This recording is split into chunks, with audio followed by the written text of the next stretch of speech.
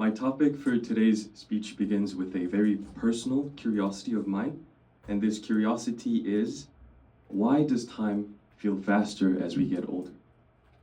Now, I'm not much older than most of you in the room, but I hope not. But have you noticed how when we used to be kids, school breaks felt endless, but now even entire university semesters seem to just fly by?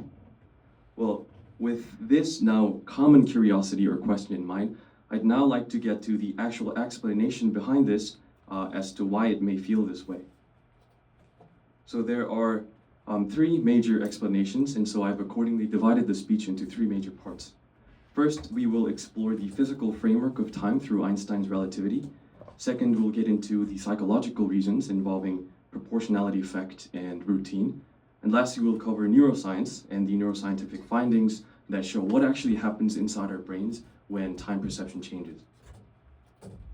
Let me begin with Einstein's relativity. So time is not absolute, and according to Einstein's theory of relativity, time can change depending on our perspective or motion.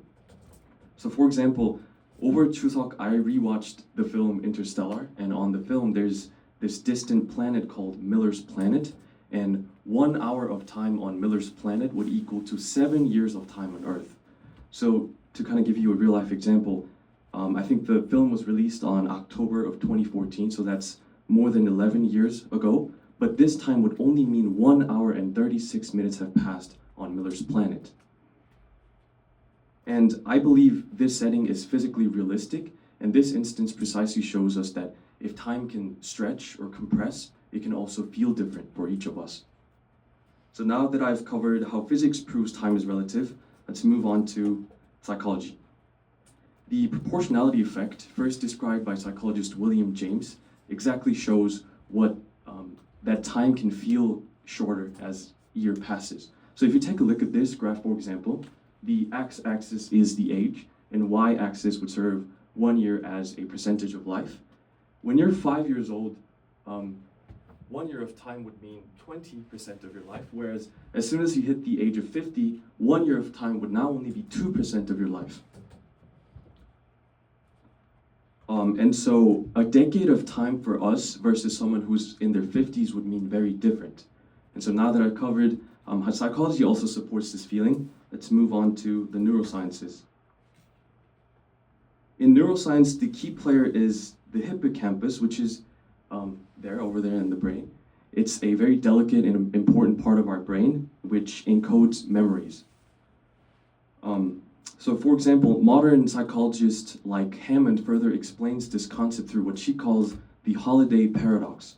When we're on vacations, days feel long but very short right afterward. And this is because new experiences create a strong sense of memory. But on the other hand, in daily life, things are often very repetitive or less memorable, so our brains would naturally put those less memorable or ordinary days into a blur. And I believe that's why it feels like it does pass faster. This idea connects what all three fields tell us. When we stop experiencing new things, our inner clock speeds up.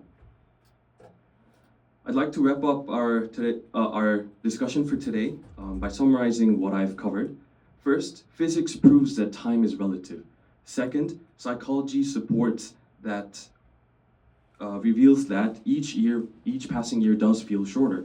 And lastly, neuroscience explains that our brains encodes fewer memories and our time is accelerated. In conclusion, time's flow is not only dependent on cosmic laws, but also on how we live and cherish our moments. We cannot control the time, but we can surely make it feel slower and make it mean more. Thank you.